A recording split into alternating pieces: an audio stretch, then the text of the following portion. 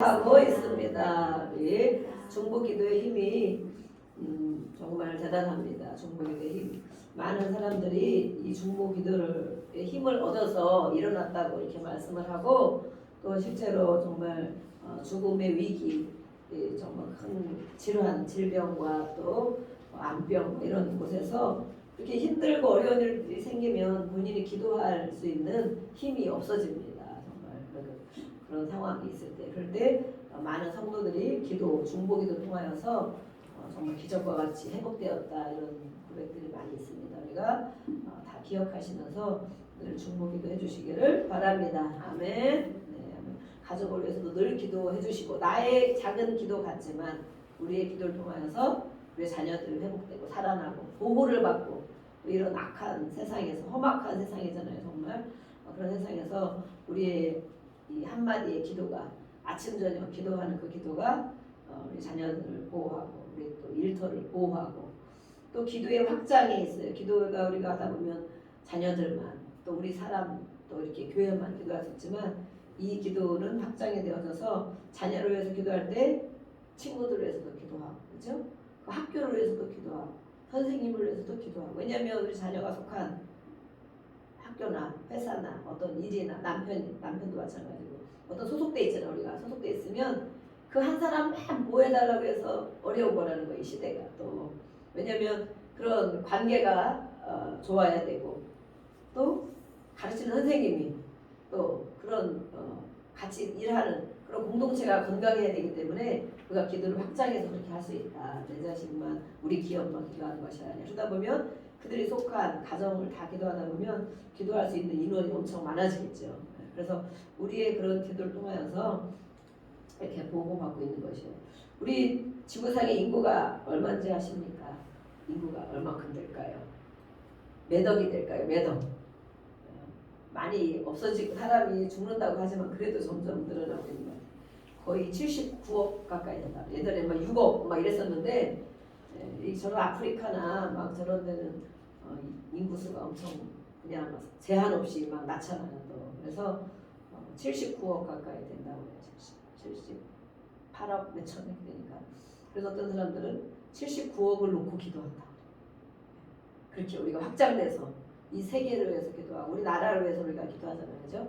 나라와 우리 속한 곳을 위해서 기도하는데, 어떤 분들은 79억이 되는 그런 인구를 위해서 기도한다. 그 축복이 축복하고 기도한다. 그 축복이 그들에게 가지 않으면 누구한테 와요? 나에게 오잖아, 나에게. 그만큼 축복을 받고 싶다는 그런 소망도 들어있어요. 그래서 어쨌든 이렇게 기도의 확장을 우리가 볼 수 있어요. 오늘 우리에게 주시는 말씀을, 잠언 말씀을 드리겠습니다. 여기 잠언을 계속 이렇게 격주로 하고 있습니다. 우리가 잠언을 계속 공부하는 동안 이 주신 이 지혜의 말씀, 또 이 생명의 말씀들이 우리 심령 안에 우리가 외우려고 한 절 한 절 하지만 계속 그렇게 하는 동안에 생각 속에, 마음 속에, 우리의 삶 속에 이 정말 하나님의 말씀의 교훈이, 또 책망이 가르쳐 주시는 것이 우리 삶 속에 거하기를 원합니다. 아멘. 우리 잠언 오늘 16장 인생의 주관자이신 하나님이라고 제목을 기록했습니다. 우리 이것도 계속 끼르니까 우리가 나눠서 보겠습니다. 1절부터 9절까지 우선 같이 읽겠습니다. 하나님 말씀 그때는 큰 소리로 내 귀에도 들리고 선포하듯이 이렇게 읽습니다. 1절부터 9절까지 시작. 마음의 경영은 사람에게 있어도 말의 응답은 여호와께로부터 나오느니라. 사람의 행위가 자기 보기에는 모두 깨끗하여도 여호와는 심령을 감찰하시느니라. 너의 행사를 여호와께 맡기라. 그리하면 내가 경영하는 것이 이루어지리라. 여호와께서 온갖 것을 그 쓰임에 적당하게 지으셨나니 악인도 악한 날에 적당하게 하셨느니라. 무릇 마음이 교만한 자를 여호와께서 미워하시나니 피차 손을 잡을지라도 벌을 면하지 못하리라. 인자와 진리로 인하여 죄악이 속하게 되고 여호와를 경외함으로 말미암아 악에서 떠나게 되느니라. 사람의 행위가 여호와를 기쁘시게 하면 그 사람의 원수라도 그와 더불어 화목하게 하시느니라. 적은 소득이 공의를 겸하면 많은 소득이 불의를 겸한 것보다 나으니라. 사람이 마음으로 자기의 길을 계획할지라도 그의 걸음을 인도하시는 이는 여호와시니라. 아멘. 네, 계속 읽으면 졸릴 수도 있으니까 끊어서 있습니다.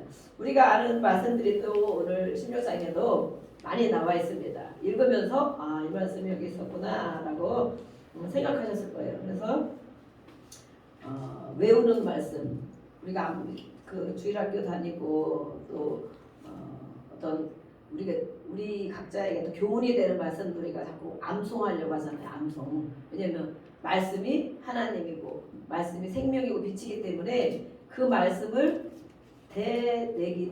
새기는 거죠. 우리가 묵상한다. 소가 여물을 되새김질 하듯이 그 말씀을 또 보고 또 읽고 또 묵상하고 그럴 때 내가 그것을 먹는다는 표현. 그래서 말씀을 내 안에 채워라. 이 머릿속에 채우는 것이 아니고 마음에 채우는 것은 또 읽고 또 묵상하고 또 생각하고 또 왜 이런 말씀을 주셨을까 이렇게 그런 것이 바로 우리 마음의 말씀을 먹는 것이다. 그래서 마음의 세계로 하나님의 말씀을 너가 머리로 그냥 공부하듯이 해라.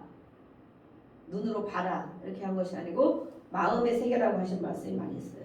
그래서 오늘도 보니까 많은 구절들이 우리가 마음에 새겨야 될 말씀들이 이렇게 있어요. 오늘 본문은 또 우리가 잠언은 몇 장까지 있습니까? 네, 맞아서 31장까지 있습니다. 31장. 하루에 한 장씩 읽어라. 이런 의미도 있다고 그러잖아요. 잠언을 하루에 한 장 읽고 시편을 한 장 읽고 또 사복음서를 한 장씩 이렇게 읽는 사람들이 있어요. 그래서 시편은 우리의 기도의 호소들이 탄원 또 호소 이런 기도가 많이 시편에 들어있어요. 또 잠언에는 우리 교훈을 주는 그런 말씀들이 들어있습니다. 오늘 또 우리는 잠언 31장 가운데 딱 가운데 16장 말씀 또 그런 의미가 있겠다라고 하셨어요. 있겠다. 그래서 오늘 말씀해 보니까 1절부터 우리가 9절까지 읽었는데 여기에 쭉 읽으면서 보니까 어떤 말씀들이 있어요. 계속 반복되는 말씀. 우리가 성경에 보면 그냥 한 절 한 절 은혜 받기 위해서도 보지만 이렇게 계속 반복되는 말씀이 있구나라고 볼 수 있어요. 또 여호와라는 말씀이 계속 들어있어요. 이 9절까지 말씀 중에 계속 한 절 한 절마다 여호와를 여호와시니라 여호와는 여호와께 이렇게 말씀이 들어있어요. 그래서 이 말씀 중에서 우리의 모든 삶의 주관자가 누구냐는 거예요. 삶의 주관자, 인생의 주관자가 누구냐. 하나님인 것을 잊지 말아라. 이 모든 것을 주관하는 분은 바로 하나님인 것을 잊지 말아라라고 말씀하고 있습니다.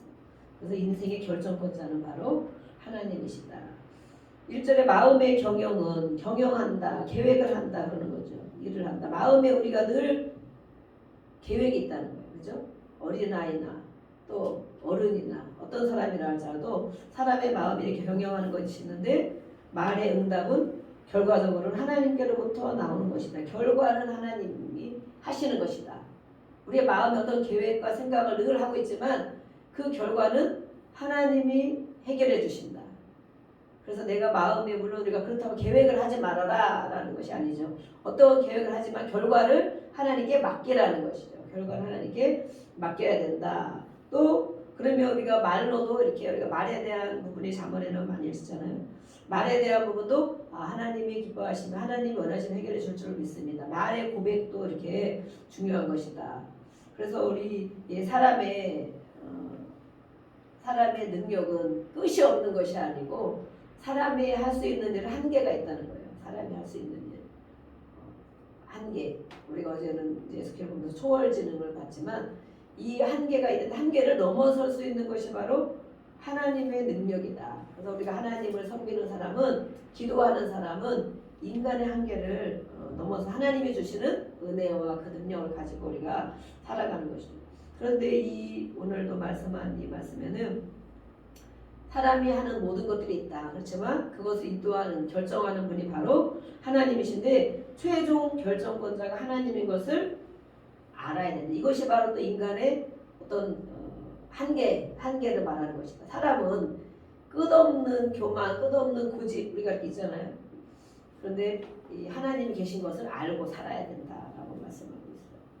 또 2절에 보니까 사람의 행위, 사람의 행위가 자기 보기에는 모두 깨끗하여도 자기 자신은 이렇게 보고 싶다는 거예요. 아, 내가 이 정도면 괜찮지. 이만하면 열심히 하지.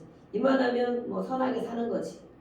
자기 자신을 이제 물론 너무 과대평가해도 문제고 너무 과소평가해도 자존감이 약해져서 막 죄책감, 자존감이 약해지면 아무것도 할 수 없는 사람이 돼요. 그런데 때로는 야, 내가 이 정도면 괜찮지. 이런 사람이 많이 있다는 거예요. 이만하면 열심히 하지. 이 정도 기도하면 됐지. 이렇게 자기 자신을 이렇게 평가를 한다. 그렇지만 하나님께서는 무엇을 평가하시는가? 하나님은 심령을 감찰하시는 분이다. 심령. 하나님이 우리 영을 감찰하신다. 다른 성경에는 영들을 달아보시고 우리 안에 어떤 영들이 있는지, 어떤 마음들이 있는지, 우리 영적인 부분을 하다 보면 어떤 것이 다 이름이라고 불안의 영, 두려움의 영, 또 우울증의 영, 이렇게 영이 있단 말이에요. 영. 이런 것들을 하나님은 우리 안에 감찰하시는 분이시다. 그래서 마음을 살피시는 하나님 앞에 우리는 살아야 된다. 내가 생각하는 내 주관대로 사는 것이 아니고 하나님이 보실 때 나를 어떻게 보시는가? 하나님이 내 안에 어떤 것을 보시는가? 심령, 마음을 감찰하고 살피시는 하나님을 우리는 인식해야 된다는 거예요. 인식해야 된다. 그래서 하나님은 심령을 꿰뚫어 보신다. 다른 성경에는 꿰뚫어 보신다 그랬어요. 그래서 우리는 어떤 행동을 하고 생각을 할 때 내가 하는 것이 옳다고 생각하고 또 내가 이만큼 알고 이만큼 배웠고 그만한 경험이 있기 때문에 이것이 맞다라고 생각할 수 있어요. 그리고 사람에 대해서도 그렇게 평가할 수 있어요. 평가. 말로 평가도 하지만 마음으로도 늘 비난과 또 정죄하는 평가를 할 수가 있어요. 왜냐하면 내 주관이 맞으니까. 내 생각이 맞으니까 저 사람은 저게 안 하고 저 사람은 저게 잘못했어. 이렇게 내가 평가한다는 거예요. 그래서 우리는 스스로 의인인 것처럼 생각할 때가 많다. 특별히 교회를 오래 다니고 예수를 믿는 사람들이 더 그렇게 생각하는 경우가 많다는 거예요. 그렇지만 이 남을 평가하고 비난하고 자기를 의로운 사람으로 생각하는 이런 것들이 하나님께는 교만이다라고 말씀하고 지적하고 있어요. 교만이다. 하나님은 너의 심령을 꿰뚫어 보시는 분인데 너 안에 무엇이 있는지를 모르는구나. 너가 어떤 의도로 하나님은 또 그런 의도를 보시잖아요. 숨겨진 의도. 내가 어떤 것에 계획하고 어떤 것을 화를 내고 어떤 것을 비난할 때 너의 숨겨진 의도가 무엇인지 하나님 그걸 아신다는 거예요. 그러니까 하나님이 우리 심령을 정말 꿰뚫어 보신다고 생각하면 함부로 이렇게 판단하고 함부로 말하기가 어려운 것이죠. 왜냐하면 항상 우리가 무슨 어떤 말을 할 때 사람의 말을 들을 때 저 사람이 저런 말을 할 때는 어떤 의도를 갖고 말하는가라고 우리는 감정을 읽어야 된다고 그러잖아요. 그 사람이 우리는 말을 들으려고 그러잖아요. 내가 말을 이렇게 내뱉으려고 그러잖아요. 말을 이제 어떤 뭐 교훈을 주는 말을 할 수도 있고 누구한테 말할 수도 있고. 그런데 하나님은 우리의 그런 말을 보는 게 아니라 그 의도를 본다는 거예요. 의도. 그 사람이 저런 말을 할 때 어떤 의도를 갖고 저런 말을 하는가. 그래서 우리도 사람을 이렇게 말하는 거 들어보면 이렇게 알 수 있잖아요. 말하는 거 들어보면 저 사람이 저렇게 얘기하는 건 정말 나를 생각해서 하는 말인가? 아니면 자기 유익을 위해서 하는 말인가? 자기 합리화를 위해서 하는 말인가? 자기 방어를 위해서 하는 말인가? 우리가 알 수 있단 말이에요. 그래서 우리는 사람들이 하는 말을 그냥 듣고 또 그냥 하고 그러면 안 된다. 하나님의 사람들은 그 말 속에 숨겨진 의도가 무엇인지를 알아야 된다. 하나님이 우리를 그렇게 보시기 때문에. 그래서 우리가 때로는 겉으로 좋은 말을 얼마든지 이렇게 해줄 수 있죠. 해줄 수 있지만 정말 그것이 하나님이 정말 인정하시는 그런 우리 속에 감추인 것이 없이 숨겨진 의도가 없이 그래서 우리는 그런 사람들을 신실하다, 순수하다, 또 정말 영혼을 사랑하는 그런 마음이 있는 것 같다. 이렇게 그런 사람들 우리가 알아볼 수 있어요. 근데 그렇지 않은 사람도 우리가 있습니다. 그래서 감찰하시는 하나님, 심령을 꿰뚫어 보시는 하나님 앞에 우리가 살고 있다는 거예요. 그래서 우리는 늘 하나님 앞에 점검받는 것입니다. 내 안에 어떤 의도가 있는지. 그래서 하나님 앞에는 정말 이렇게 내 합리화를 아무리 시킨다 할지라도 하나님은 속을 보시는 분이기 때문에 우리가 감출 수가 없는 것이다. 3절에 보니까 너의 행사를 여호와께 맡겨라. 맡기라. 그래야면 내가 경영하는 것이 이루어지리라. 같은 말씀인 것 같죠. 반복되는 말씀인 것 같죠. 그래서 우리가 하는 계획과 그런 일들을 하나님께 맡기라. 그러면 그것이 맡기라는 것은 맡기고 아무것도 하지 말라는 게 아니라 맡기면서 하나님이 어떻게 생각하실까? 이게 하나님 뜻에 맞을까? 이것이 하나님이 기쁘시게 하는 것인가? 이렇게 생각하라는 거예요. 그리고 결과도 내가 이걸 꼭 해야 됩니다. 이번까지 이걸 뭘 해야 됩니다. 이걸 또 이루어야 됩니다. 이것이 아니라 하나님께 맡기고 하나님이 기뻐하시는 것이면 하나님이 이루어 주시겠지. 이렇게 결과를 맡기라는 것이에요. 그래서 그러면 그 계획한 것이 이루어질 것이다 라고 말하고 있습니다. 이것도 주관자이신 하나님을 말씀하고 분명하게 가르치고 있는 것이죠. 그래서 우리가 경영한다는 것은 무슨 사람을 무슨 기업만 경영하는 걸 경영한다고 하니 우리 모든 삶이 사실 경영이에요. 그죠? 계획하고 있으니까. 계획이 없는 사람은 아무도 없죠. 꿈이 되기도 하고 비전이 되기도 하고 계획이 되는데 이 모든 계획들을 하나님께 기도하면서 하나님 이거가 내가 기도하는 이것이 하나님이 기쁘시게 하는 것인가? 그러면 하나님이 이루어 주시겠지. 우리 마음의 소원을 이루어 주시니까. 그런데 이 경영하는 것들이 내가 원하고 기도하고 계획하는 것들이 정말 어떤 하나님은 심령을 감찰하십니다. 숨겨진 의도를 아신다 그랬잖아요. 그러면 이루어지지 않겠죠. 그것이. 그럴 때 우리가 왜 어떤 것이 기도해도 이루어지지 않는가라고 우리를 볼 수가 있습니다. 4절 말씀에 보면 오늘 우리가 이렇게 이 말씀이 32절까지 말씀이 있어요. 32절까지 많다면 많은 말씀인데 나에게 주는 말씀, 성령이 나에게 주는 말씀이 어떤 말씀입니까? 오늘 정말 한 절만 마음에 심겨져서 가도 그 말씀을 종일 되새기면서 묵상하면서 생각하는 거예요. 나에게 주시는 말씀, 어떤 말씀을 나에게 주시는가? 한 절을 주실 수도 있고 5절을 주실 수도 있고 그렇겠죠? 4절 말씀에 보니까 하나님께서 여호와께서 온갖 것을 그 쓰임에 적당하게 지으셨다. 모든 만물을 하나님이 지으셨잖아요. 아멘? 우리가 인정을 해요. 모든 만물을 하나님이 지으셨다. 나도 하나님이 지으셨다. 아침에 제가 찬양을 했는데 우리를 보배롭고 존귀하게 지으셨고 또 지명하여 불렀다고 말씀한 찬양을 제가 했어요. 근데 또 이 이후에 보니까 악인도 악한 날에 적당하게 하셨느니라. 악한 사람, 우리가 생각하기에 악한 사람, 나를 힘들게 하는 사람, 괴로움을 주는 사람들이 있다는 거예요. 그런 사람들도 하나님이 지으셨는가? 네. 성경은 뭐라고 말합니까?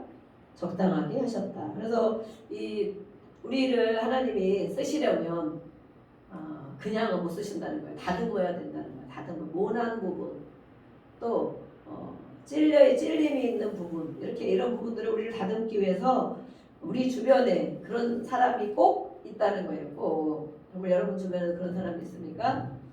어떤 분들은 그런 사람을 쉽게 말하면 꼴통과 같은 사람이다 라고 하잖아요.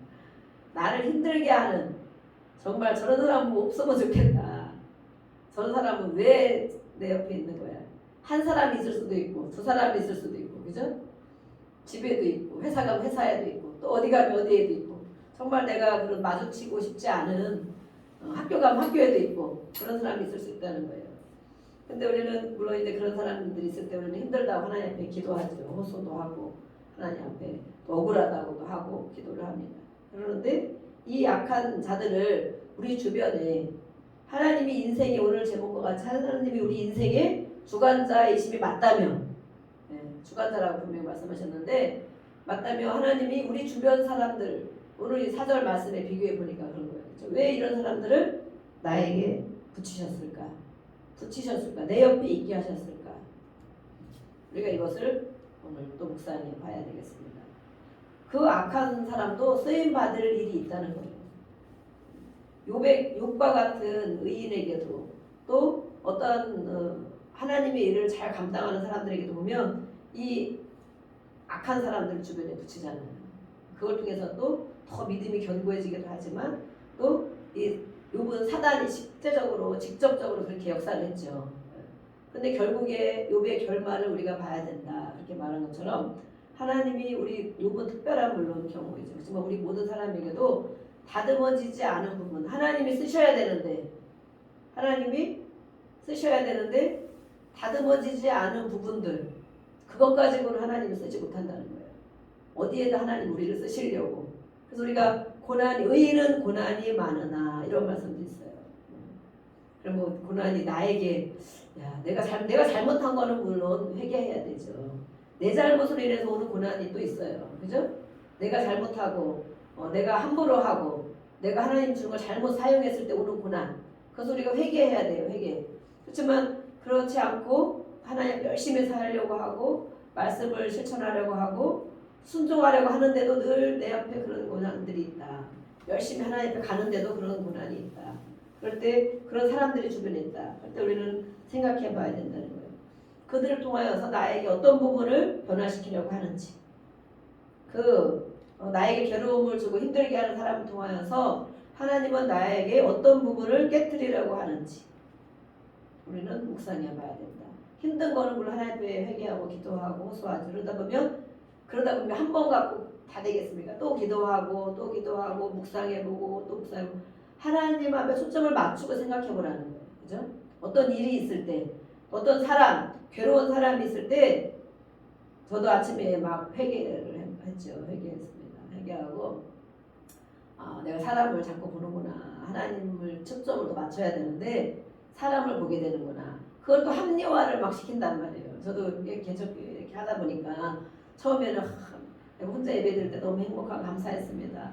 남편 한 사람 만나서도 정말 100명이 왔습니다. 그래서 감사하게 거기다 이제 가족들이 오면 3명이 이렇게 오잖아요. 한 명 혼자 예배하다가 3명이 오니까 너무 감사하다. 그리고 또 다른 사람이 한 명만 와도 정말 기도하고 감사하고 그런 시절이 있었는데 이 짧은 시절인데 또 이 시절이 지나가다 보니까 한 사람이 왔다가 없어지거나 또 막 이 사람의 모습을 자꾸 보게 되는 거예요. 누구를 자꾸 이제 중보기도 오래 하다 보니까 또 그런 사람들을 살피는 이런 습관이 막 생기더라고요. 습관. 그것이 아니고 기도할 때는 기도하다 하나님 초점을 맞추고 더 하나님이 주신 걸 가지고 더 나가고 그래야 되는데 이 사람을 상담하고 또 기도해주고 하다 보니까 그런 사람의 이런 모습들이 다 많이 들어가 있어요. 그래서 어느 때부터 내가 사람을 바라보게 되는 거야. 사람을. 그래서 근데 또 이 합리화를 시키는 게 너무 웃긴 거죠. 그 많은 저도 이제 간증들을 듣고 설교들을 막 또 듣고 해봐야 되잖아요. 설교 듣다 보면 많은 목사님들도 그러죠. 그때는 막 사람의 수를 세고 개척교회니까 개척했으니까 몇 년 동안 그렇다더라 막 이렇게 얘기를 하는 거예요. 그러면 저도 어느새 그것이 들어오는 거야. 그것이 들어와서 그래 개척해서 몇 년 동안 그렇다는데 그럼 나도 당연히 그렇지. 이렇게 합리화를 나름대로 막 시키고 있는 거예요.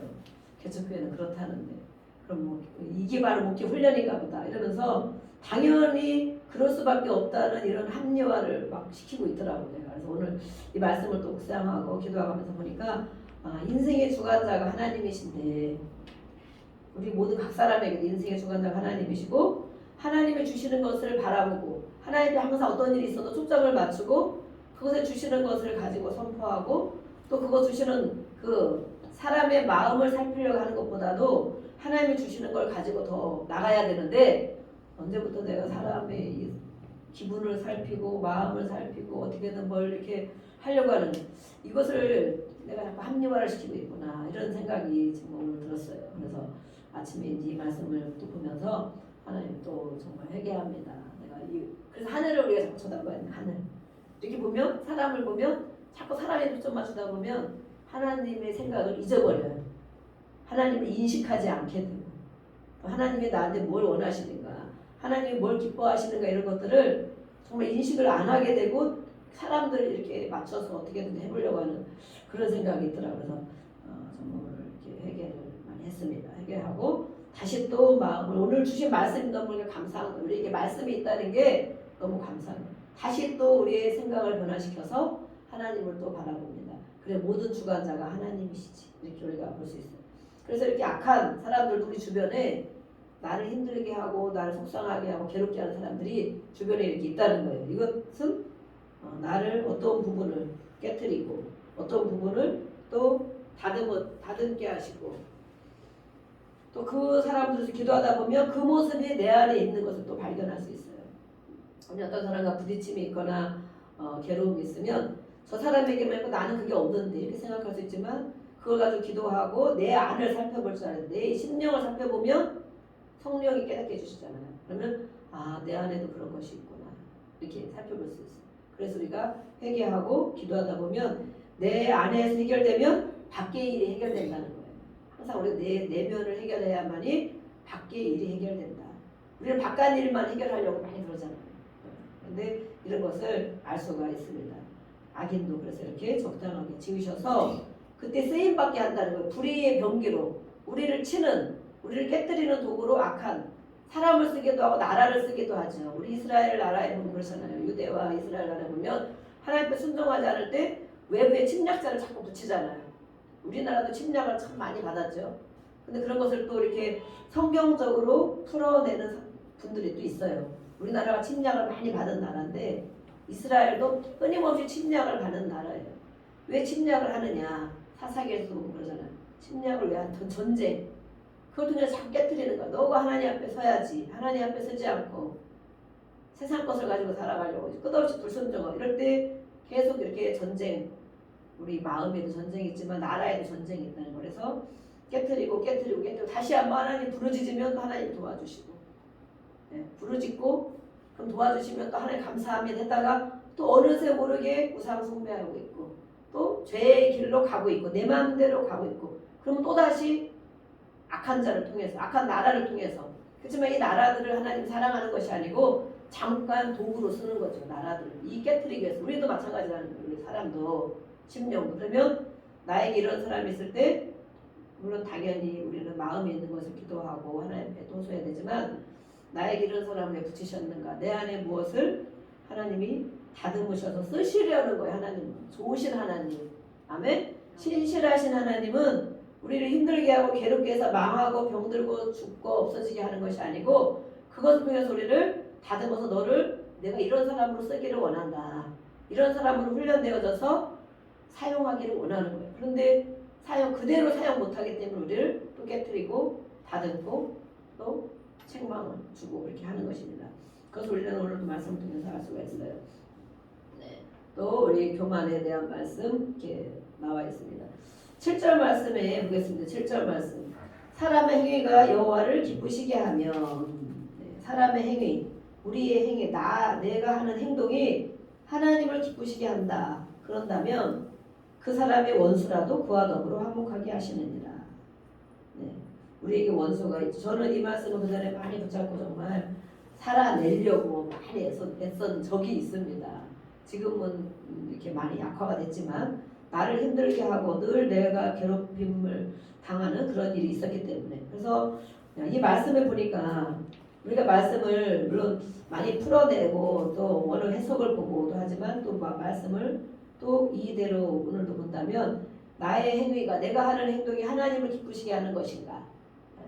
하나님을 기쁘시게 하는 것이. 그러면 우리 주변에 있는 원수도 화목하게 하는 일을 하나님이 하신다라고 말했어요. 그래서 하나님이 주권자라는 거예요. 하나님은 주관자이시다. 하나님이 실제로 그렇게 하는지 안 하는지 체험을 한번 해보시기 바랍니다. 실제로 그렇게 하는지.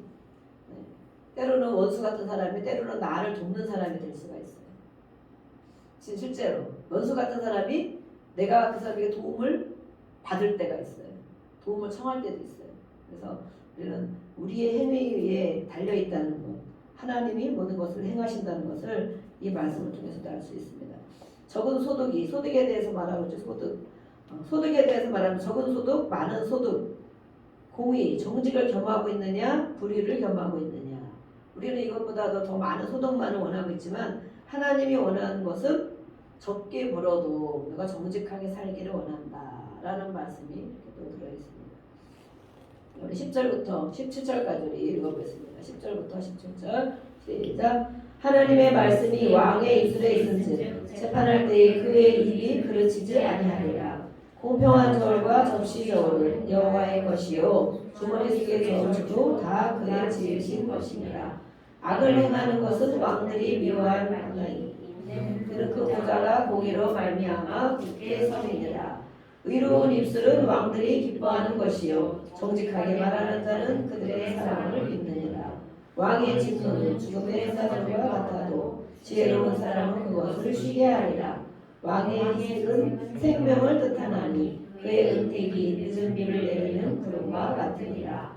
지혜를 얻는 것은 금을 얻는 것보다 얼마나 나은고 명철을 얻는 것이 은을 얻는 것보다 더욱 나으니라. 악을 떠나는 것은 정직한 사람의 대로이니 자기의 길을 지키는 자는 자기의 영혼을 보존하느니라. 아멘.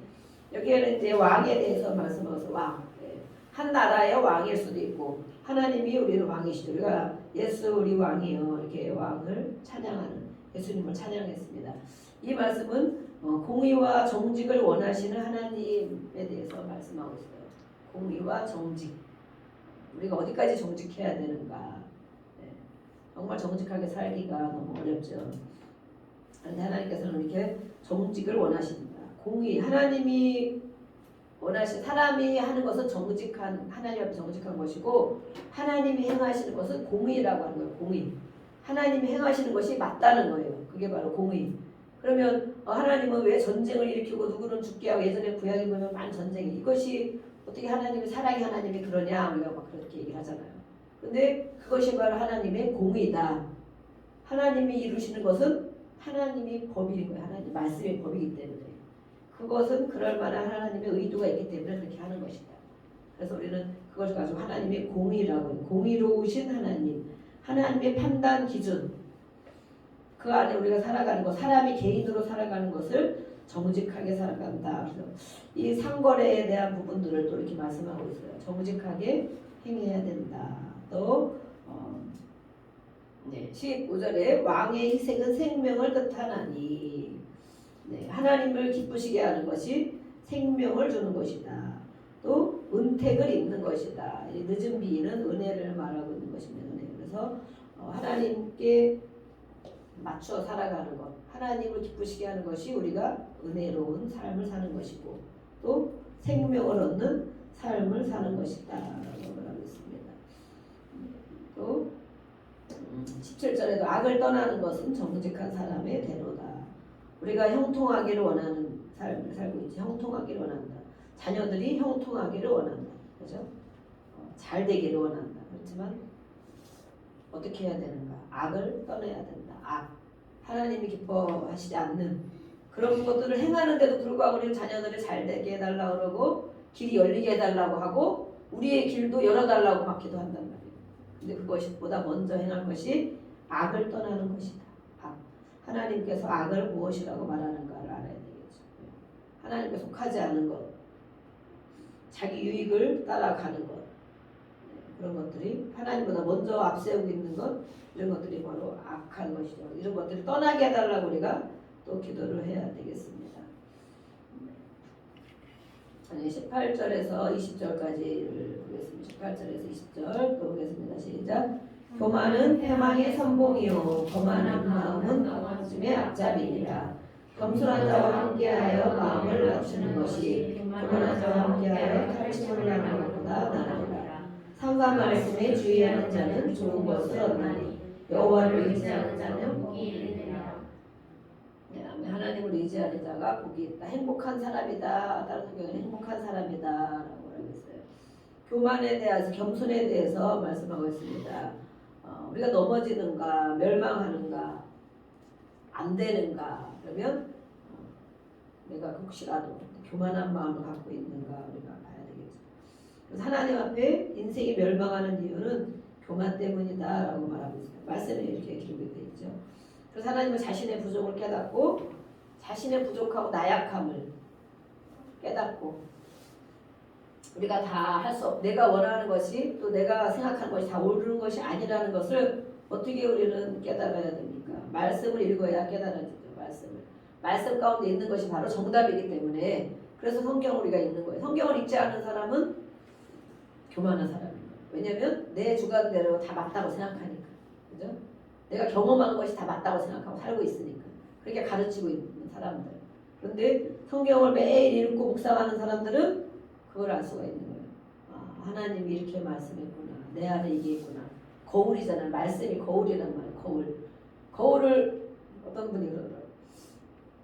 짐승들이 강아지가 있죠. 우리도 강아지가 있는데 강아지에게 아니면 돼지에게 거울을 비춰주면 거울을 보여주면 그 짐승이 자기 모습인 줄로 알까요? 모를까요? 몰랐다는 거예요. 그래서 왜냐면 이게 그래가지고 거울에 비친 이 물에 비친 이 개가 있잖아요. 개가 고기 덩어리를 물고 가다가 그런 속담이 예화가 있잖아요. 고기 덩어리를 물고 가는데 어디 보니까 이 물에 자기 모습이 비쳐 있는 거야. 자기인지를 모르잖아. 그렇죠? 어느 뭐가 보니까 고기 덩어리를 물고 있네. 그러니까 어떻게 돼? 그것까지 뺏어 먹고 싶어서 어떻게 했어요? 컹컹 막 짖어댔죠. 그랬더니 고기가 떨어졌죠. 자기도 못 먹고. 이래서 이 짐승들은 비춰지는 모습을 자기가 볼 수 없다는 거예요. 심각한, 제가 이걸 하면 심각한 생각입니다. 그러면 우리는 거울을 매일 보잖아요. 여성들은 더 많이 보고. 거울을 보는 건 왜 거울을 봅니까? 왜 거울을 봐요? 아침에도 거울 보고 저녁에도 보고 막 수시로 밥 먹고 나서도 막 거울 보고.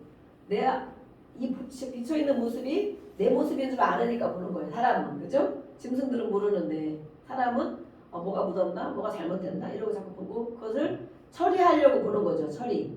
네.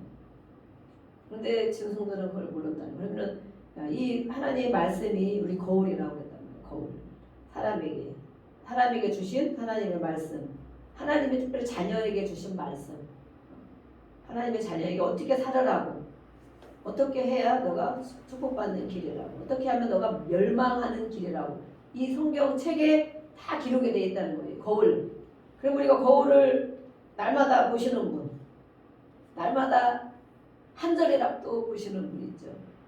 한 절도 날마다 안 보고 하나님의 자녀 어떻게 살아야 성공한다고 되어 있는데 어떻게 하면 병든다고 되어 있는데 어떻게 하면 다 망한다고 날아간다고 되어 있는데 이 하나님의 말씀이 거울인데 하루에 한 번도 안 보고 그냥 사는 거야. 내가 뭐가 묻은지를 모르고 사는 거야. 그죠? 묻은지를 알아야 그걸 처리를 할 거 아니에요. 우리가 거울을 보듯이. 하루도 안 보고 우리가 일주일 동안 정말 실제로 일주일 동안 거울 안 보고 한번 살아보실래요? 우리 보이는 거울, 이런 보이는 거울 일주일 동안 한번 안 보고 살아보는 연습. 하루 종일 거울 안 보고 살아보는 연습. 그러면 나는 괜찮겠지, 그죠? 다른 사람이 나를 보니까 나는 괜찮. 뭐가 묻었는지도 모르고 그렇다는 거예요. 이 말씀이 우리의 삶이 그렇다는 거. 우리가 하나님의 말씀을 모르면 이 거울에 비춰보지 않으면 내 자신을 모른다는 거예요. 다른 사람들은 나를 보고 있어요. 그죠? 나는 거울 안 보고 살 수 있어. 우리가 막 자연인 이렇게 있잖아요. 방송에 나오잖아. 그런 사람들은 매일 뭐 거울 보고 이런 거 별로 안 하는 것처럼 보이잖아요. 그죠? 수영도 그냥 깨르고 다니고 그냥 뭐 혼자 산속에 혼자 사니까. 그러면은 꾸미지 않고 살 수도 있고. 그러면 자기는 괜찮아. 그죠? 자기는 괜찮아. 그렇지만 다른 사람이 산속에 사는 사람은 그렇게 살 수 있어. 그죠? 근데 우리가 회사에 나가고 학교에 나가고 어디 나가고 마트에도 가고 어디도 가고 그러는데 정말 일주일 동안 거울 한 번도 안 보고 나는 괜찮아. 내가 괜찮으니까 나는 괜찮아. 이러고 다니면 우리가 사람들 앞에 우리 보이는 모습은 어떤 모습일까? 상상을 한번 해보시기 바랍니다. 그래서 이 거울은 나를 비춰주는 것인데 성경은 나를 비춰주는 것인데 이 하나님을 모르는 게 바로 하나님 말씀을 모른다는 거예요. 우리가 하나님을 알자. 힘써 하나님을 알아야 된다. 그 하나님을 전해야 된다. 그러는데 이 하나님을 안다는 것이 바로 무엇인가? 말씀을 안다는 거예요. 말씀에 비추어서 나를 안다는 거죠. 왜냐하면 하나님은 심령을 감찰하시니까. 우리의 숨은 의도를 아시기 때문에. 그러면 우리가 말씀을 읽는 것, 또 말씀을 지켜내려고 애쓰는 것, 묵상하는 것, 이것이 바로 나를 아는 거예요. 나를. 근데 이런 관심이 없는 사람은 다른 사람들은 다 나를 알고 보고 있는데 속으로 손가락질을 하는 거예요. 속으로 그러고 있지만 정작 자신은 자신의 모습을 모르고 있는 경우가 있다. 그런 경우가 있다.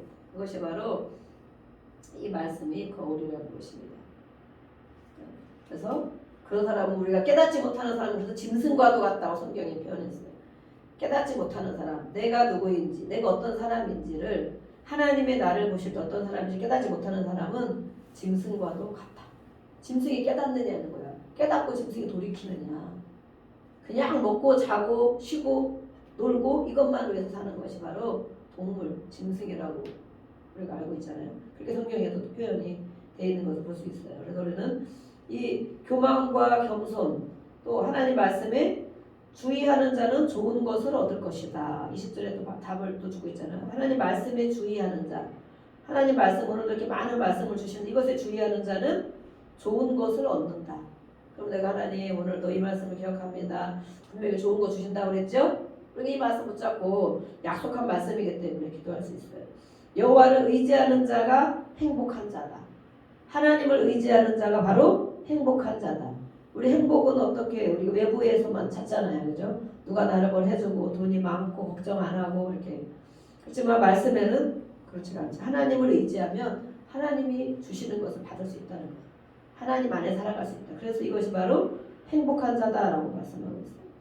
네, 우리 21절부터 또 보겠습니다. 21절부터 33절까지 마지막 절까지 우리 보겠습니다. 21절부터 시작. 마음이 지혜로운 자는 명철하다 일컬음을 받고 입이 선한 자는 남의 학식을 더하게 하느니라. 명철한 자에게는 그 명철이 생명의 샘이 되거니와 미련한 자에게는 그 미련한 것이 징계가 되느니라. 지혜로운 자의 마음은 그의 입을 슬기롭게 하고 또 그의 입술에 지식을 더하느니라. 선한 말은 꿀송이 같아서 마음에 달고 뼈에 양약이 되느니라. 어떤 길은 사람이 보기에 바르나 필경 사망의 길이니라. 고되게 일하는 자는 식욕으로 말미암아 애쓰나니 이는 그의 입이 자기를 독촉함이니라. 불량한 자는 악을 꾀하나니 그 입술에는 맹렬한 불 같은 것이 있느니라. 패역한 자는 다툼을 일으키고 말쟁이는 친한 것을 이간하느니라. 강포한 사람은 그 이웃을 꾀어 좋지 아니한 길로 인도하느니라. 눈짓을 하는 자는 패역한 일을 도모하며 입술을 닫는 자는 악한 일을 이루느니라. 백발은 영화의 멸류관이라. 공의로운 길에서 얻느니라. 노하기를 거대하는 자는 용사보다 낫고 자기의 마음을 다스리는 자는 성을 빼앗는 자보다 나으니라. 재미는 사람이 뽑으나 모든 일을 작정하는 여호와께 있느니라. 아멘. 네. 하나님은 그래서 경건하고 온유한 자의 삶을 책임져 주신다라고 21절부터는 우리가 주제를 갈 수가 있어요. 겸손하고 온유한 자, 하나님을 의지하고 말씀을 지켜내고 살아내려고 애쓰는 자를 하나님이 그 인생을 책임지신다. 그래서 마음이 지혜로운 자, 또 입이 선한 자. 우리 하나님의 자녀가 그렇게 살아내기를 하나님이 원하시는 것이죠. 또 25절에도 어떤 길은 사람의 보기에 바르나 어떤 사람이 계획하고 행동하는 거 보면 그 사람이 옳은 길을 하는 것처럼 보여진다는 거예요. 그 사람이 내가 될 수도 있죠. 내가 하는 일이 바르게 가고 바르게 되는 일인 줄로 생각하는 사람이 있다는 거예요. 그런데 하나님이 보시는 야 저거가 잘 가는 길이 아니야. 너 그렇게 가다가 망한다. 이렇게 한다는 거예요. 너 그렇게 행하다가 끝장난다. 이렇게 한다는 거예요. 그래서 우리는 이런 것들을 분별할 수 있어야 되겠습니다. 사람이 가는 것도 우리가 볼 수 있어야 되고 내가 가는 길도 우리가 정말 생명의 길로 내가 이렇게 가면 괜찮은 것인지 이렇게 살아도 괜찮은 것인지 이렇게 계속 가도 내가 바른 길을 가는 것인지 깨달아야 된다는 것입니다. 또 먹는 것에 대해서 우리 육신의 식욕도 물론 중요하죠. 식욕 먹는 것에 대해서 말하고 있고 또 이간하는 자 말을 옮겨내고 이간하는 자가 있다고 말하고 있습니다. 이 말에 대한 부분이 잠언에서는 물론 이렇게 많이 있습니다. 그래서 우리가 말을 하는 것들을 생각하면서 해야 된다. 또 말에 실수가 없을 수는 없죠. 우리가 막 완전한 자가 되지 못하기 때문에. 그렇지만 내가 하는 말이 어떤 의도로 내가 얘기를 하는가, 내가 하는 말을 알 수 있어야 됩니다. 또 강포한 사람은 그 이웃을 깨워 좋지 아니한 길로 인도하느니라. 좋지 않은 길로 인도하려고 하는 사람이 우리 주변에 있는가, 또 우리가 봐야 되겠습니다. 하나님을 섬기는 일에 게으르게 하고 하나님을 섬기는 일에 멀어지게 하는 그런 일들을 우리는 알아야 되겠습니다. 또 어떤 어떤 일이 있습니까? 백발. 저도 머리가 막 하얘지고 있어요. 실제 머리가 하얘지고 있어요. 실제 머리가. 일찍부터 막 그런 분들이 사실 또 많이 있어요. 근데 이렇게 백발에 대한 말씀 성경에는 몇 군데서 하고 있어요. 우리가 나이가 먹어가는 것, 또 실제로 이렇게 노화가 돼가는 것도 말할 수가 있죠. 그런데 이것은 우리 인생을 보면 막 인생 다 살았네, 허무하네, 나이가 먹을수록 심리학자들도 그렇게 말하고 있어요.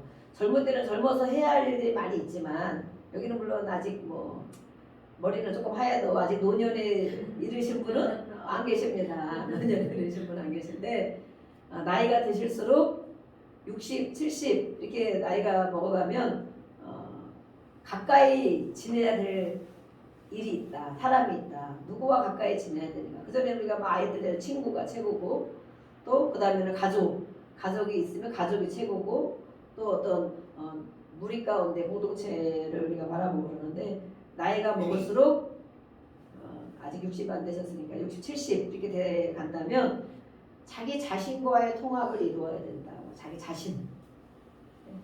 내 겉사람과 내 속사람 이 통합을 이루어야 된다. 통합이 뭐냐면 내가 그래 이만큼 이렇게 열심히 살았으니까 내가 정말 인생 잘 살았다. 후회감이 없는 걸 통합을 잘했다고 하는 거예요. 70이 먹고 80이 먹고 정말 하나님 나라에 갈 때가 가까워 오잖아요. 어쨌든 또 가까워 오잖아요. 그러면 이제는 다른 사람과 가까이 지내는 것보다 내 자신의 모습을 살펴봐야 된다는 거예요. 그럼 우리는 이것을 미리미리 알고 간다면 더 좋겠죠. 백발이 되기 전에. 그래서 내 인생을 내가 정말 잘 살고 있는가. 그래 이만하면 정말 성공했지.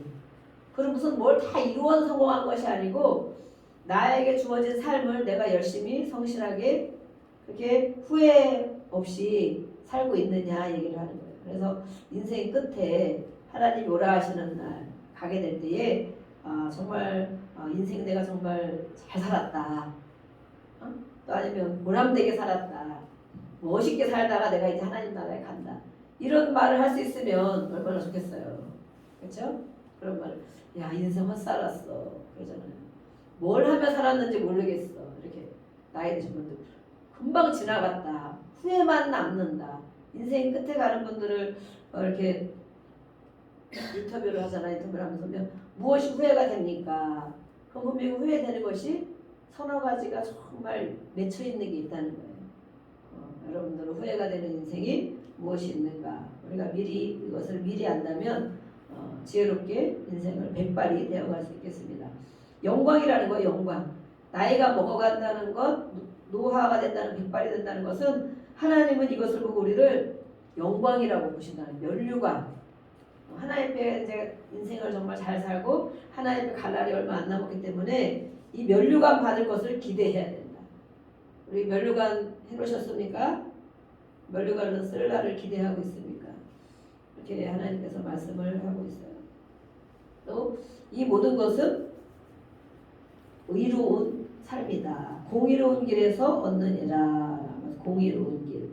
내가 의롭게 살았는가? 하나님 주신 삶을 하나님 안에서 잘 살아냈는가? 그것이 바로 비결이다. 이 백발의 영광을 얻는 것은 백발이라는 것은 물론 나이가 많다는 것이기도 하죠. 그래서 오래오래 잘 사는 것, 오래오래 잘 사는 것을 말하기도 하는데 그 영광은 의로움에서 찾는 것이다. 내가 의롭게 살았는가? 하나님 앞에 살았는가? 오늘 이 마지막 절 가까이 되면서 그런 말씀을 하는 것은 인생의 주관자이신 하나님 앞에 내가 살았는가라고 말하고 있는 것이죠. 32절 말씀에 노하기를 더디하는 자는 여기 우리가 이 말씀도 다 많이 외우고 있죠. 용사보다도 낫고. 네? 노하기를 더디하는 자는 자기 마음을 다스리는 자. 이렇게 연결이 될 수 있어요. 용사보다 낫다는 것은 군사, 용맹스러운 군사를 말하죠. 용사는 성을 빼앗는 자. 이렇게 비교할 수가 있어요. 그러면 우리 안에 제가 어제 이렇게 어떤 심리학 이제 상담 이런 것도 좀 이렇게 많이 공부를 해야 되기 때문에 그런 걸 이렇게 봤어요. 방송을 보다 보니까 화에 대해서 이렇게 나와 있다. 우리나라만 있는 화가 있다. 모든 사람에게는 화가 다 있죠. 모든 사람에게 화가 다 있는데 겉으로 표출하는 사람이 있고 안으로 사귀는 사람이 있다. 겉으로 표출하는 사람은 다른 사람을 병들게 하고 안으로 사귀는 사람은 자기를 병들게 한다. 이걸 우울감이라고. 우울감, 분노, 화 다 똑같은 거예요. 모든 사람에게 이런 것이 있는데 이것을 하나님은 다스리라고 말하잖아요. 다스려라. 이것을 다스리는 사람이 마음을 다스리는 것이다. 큰 성, 큰 도시를 빼앗는 것보다도 낫다 오히려. 자기 마음 하나 다스리는 것. 우리가 근데 마음을 어떻게 다스리냐 이거예요. 근데 이렇게 어떤 사람은 분노가 많다. 북하는 게 많다. 조금만 건드리면 언제 폭발할지 몰라. 그럼 그 옆에 사람들이 긴장하고 막 살아야 돼. 그런 표출을 또 많이 하는 사람, 안으로 또 그것 때문에 많이 사귀는 사람들이 있잖아요. 근데 이렇게 그런 사람들을 보면 우리가 사람을 미워하고 판단하고 이렇게 싫어할 수가 있어요. 왜냐면 그런 사람들 옆에 가기 힘들죠. 같이 지내기 힘들죠. 그렇지만 그런 사람의 속을 가만히 보면 너무 마음이 많이 상해 있는 사람이다. 결국 사람이 많이 깨져 있는 사람이다. 마음이 많이 아픈 사람이다. 많이 병들은 사람이다. 이 분노, 혈기 이게 밖으로 표출하는 사람들. 그래서 우리는 그런 사람을 볼 때 저 사람이 많이 그렇구나. 그리고 자신이 그런 마음이 많이 있다면 누가 건드리려고 하면 팍 나오고 자존심 상하고 무시하려고 팍 나오고 이렇게 하는 게 있으면 내 마음이 많이 깨져 있구나. 내 마음에 많은 아픔이 있구나. 내 마음에 많이 병들어 있구나. 이렇게 알아야 돼. 그러면 우리가 몸이 아프면 어디를 갑니까? 병원을 가죠. 몸이 아프면 당연히 아픈 걸 의식하기 때문에 병원을 간다는 거예요. 그죠? 막 머리가 아프고 막 계속 아프고 그러면 병원을 가야 되잖아요. 인식하잖아. 막 여기가 찢어졌어. 팔이 찢어졌어. 발 뼈어. 막 그러면 어떻게 돼요? 병원을 가야 되잖아요. 병원. 아픈 걸 인식하기 때문에 병원을 가야 되는 거예요. 그런데 이 마음이 깨진 거, 마음이 아픈 거, 마음 괴로운 거는 아프다고 생각을 못해. 그냥 내 성격이라고 생각해. 아니면 내가 어떤 사람들 때문에 그런 걸 겪었다고 생각해. 근데 우리는 이것이 바로 마음이 아픈 것이다. 그러면 마음이 아프면 마음이 아픈 병원을 또 가야 되겠죠. 이것이 계속 두다 보면 어떻게 되겠어요? 병드는 것을 계속 치료 안 하고 있으면 더 심각해져서 나중에는 치료할 수 없는 것까지 가는 것처럼 이 마음이 아프고 마음이 깨지고 마음이 괴로운 것도 이 병원을 가야 된다는 거예요. 병원. 내가 이 정도로 내 마음이 이런 거 내가 정말 큰일인 거구나. 그럼 이 병원을 가는 것이 바로 우리는 물론 정신과도 갈 수 있고 심리 상담과도 갈 수 있고 누군가가 이것을 나를 고침을 받아야 된대요. 고침을 받아야 되는 거예요. 물론. 그래서 우리는 그거 가지고 물론 하나님 앞에 또 당연히 오죠. 하나님 앞에. 하나님이 의사이시다. 의사 중에 의사는 예수님이시다. 그러면 하나님 앞에 와서 고침받기를 원해야 돼. 그죠? 나 고쳐달라고. 내가 이런 마음이 있다고. 이 마음이 왜 어디서 오는지 우울감도 분노와 혈기와 화도 어디서 오는지 하나님이 나를 만드셨다면 하나님이 아실 거 아니에요.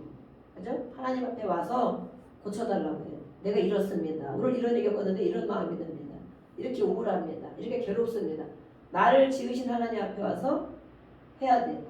우리는 하나님을 믿기 때문에. 하나님을 모르는 사람들은 그래서 정신과도 가고 상담소도 가고 또 가는 거예요. 우리는 하나님 앞에도 하지만 또 사람인지라 사람 앞에도 이렇게 해야 될 때가 있어요. 사람 앞에도 누군가가 내 말을 들어주고 나를 위로해주면 그 순간에 또 이렇게 많은 마음의 평안을 찾고 이렇게 해결이 되기도 해요. 실제 그래서 우리가 치유 상담자 이렇게 하잖아요. 그런 역할을 하잖아요. 그래서 누군가 사람에게도 그렇게 풀어놓을 만한 그런 때가 많이 필요해요. 우리 사람에게는 이것이 가는 것이 찾아가고 이렇게 하는 것이 정말 창피한 일이나 수치감이나 아니면 그것이 나을까요? 내 마음이 이렇게 괴롭고 힘들고 깨어지는데 꽁꽁 싸두고 있는 게 나을까요? 아니라는 거. 이것을 우리는 고침을 받아야 된다. 그래서 이 말씀에는 내 마음을 다스려야 된다. 다스려야 되는 줄 알죠. 누군가 그러고 싶은 사람이 어디겠어. 그냥 화를 확 내고 또 막 싸우고 밖에 나가서 폭력을 행사하고 막 이렇게 하면 그 감당을 자기가 해야 되는 줄 알잖아. 근데 못 고친단 말이에요. 이것을. 그 마음을 아는데도 못 고친단 말이에요. 그런데 이 하나님 말씀에는 마음을 다스려라. 다스리는 길도 다 설명을 해놓으셨어요. 성경에 보면. 시편에도 다 설명을 해놓으셨어요. 무조건 해라고만 하지 않고 그에 대한 방법들을 성경에서는 가르쳐 주셨어요. 그렇기 때문에 이렇게 우리는 이것을 깨달아야 됩니다. 깨달아야 돼서 내 마음이 병드는 것을 고침받을 줄 알아야 되고, 또 다른 사람도 그런 사람을 보면 야, 저 사람 정말 마음이 많이 병들었구나, 많이 깨져 있구나. 원인은 어떤 원인들이 많이 있어요. 어렸을 때 뭐 태학이, 아니면 하나님을 잘 섬기지 않고 이렇게 막 그런 성격 이런 것도 우리가 유전으로도 오는 것도 있지만, 어떤 상황을 겪은 이런 많은 것 때문에 그것이 자기 안에 다 들어있는 것을 이렇게 표출하고 있는 거잖아요. 그래서 그런 사람 보면 야, 저런 사람 정말 치유받아야겠구나, 저런 사람 고침받아야겠다. 사람한테 가든 하나님한테 가든 어떤 프로그램에 가든 그렇게 해서 우리는 마음을 이렇게 다스리는 자가 돼야 된다. 32절 말씀. 네, 마음을 다스리는 자는 큰 도시를 빼앗는 것보다도 낫다. 큰 빌딩 하나만 있어도 우리가 소원이 없겠다 그러잖아요. 그 도시를 빼앗는 것보다도 나은 것이 바로 내 마음을 다스리는 것이다. 다스리는 것을 우리는 이것만 딱 주면 어떻게 다스리는지를 모른단 말이에요. 근데 성경에는 다 읽어보면 그 해답을 다 주고 있어요. 어떻게 하는 것이 마음을 다스리는 것이다. 그런 사람을 온유하다고 하는 거, 말씀으로 다스려진 사람. 그래서 우리는 이 말씀이신 생명과 빛이 되는 이 말씀을 우리는 거울로 삼아야 된다는 거예요. 거울. 내가 왜 이래? 그래서 우리는 사실 모든 해답이 말씀 안에 사실 있고, 모든 해답은 우리가 구세주 예수님을 만나면 사실은 다 해결받아요. 마음의 병, 육의 병, 정신적인 일, 또 안 되는 일들, 관계, 모든 일들이 사실 예수님을 만나면 다 해결받는 거예요. 근데 예수님을 만나고 싶지만 어떻게 만나는 길인지를 모르기 때문에 그걸 도와주기 위해서 이렇게 심리 상담도 있고 치유 상담도 있고 프로그램을 하는 거죠. 결국 우리가 치유를 받거나 모든 걸 하는 것이 바로 하나님 앞에 잘 살아가기 위한 거죠. 그리고 하나님의 말씀들을 순종하여서 축복받기를 원하는, 불순종은 저주고 축복은 순종이라고 말했잖아요. 근데 순종하고 싶어도 안 되잖아요. 안 되고 내 주관이 더 빨리 나타나고 내 고집이 더 빨리 나타나고 하기 싫은 게 더 있고 더 영적 게으름이 있고 이런 게 있단 말이에요. 그래서 이런 것을 해결해 주기 위해서 이런 프로그램들을 만드는 것이죠. 하나님을 잘 섬기도록, 또 그래서 그 축복을 받고 이 땅에서도 잘 되고, 오늘 백발의 영광, 이렇게 나이가 먹는데도 아프고 병들어서 나이가 먹으면 또 괴롭겠죠. 장수의 복은 이 모든 것이 통합된 것을 말하고 있어요. 건강하게 하나님 은혜 가운데 잘 살아가는 것, 이것이 면류관이잖아요. 영광. 그렇게 하다가 하나님 부르실 때 갈 수 있는, 찬양하며 갈 수 있는, 이것을 성경에서 오늘 이렇게 기록을 해놓고 있습니다. 그래서 우리는 이 말씀을 붙잡고 기도하고, 오늘 나에게 주는 말씀을 어떤 말씀인가. 오늘 32절, 33절까지 이렇게 주었습니다. 33절까지 많은 말씀을 줬는데, 이 말씀을 하나님, 우리가 아는 말씀도 많이 있지만 또 이 말씀을 내가 거울로 삼고, 말씀을 생명을 삼고 말씀 안에서 내가 고침받기를 원합니다. 그래서 기와 교회를 다니는 것으로 우리가 만족하지 않고 하나님의 자녀로 하나님을 의지하고 모든 주관자이신 하나님을 인정하고, 우리가 계획을 하고 기도할 때 하나님, 이게 하나님이 기쁘시게 하는 것입니까? 하나님 이런 거 도와주세요. 또 하나님 이렇게 해결해 주세요. 우리가 기도할 수 있다는 것입니다. 오늘 이 시간 우리가 주여 한번 부르고 같이 기도하겠습니다.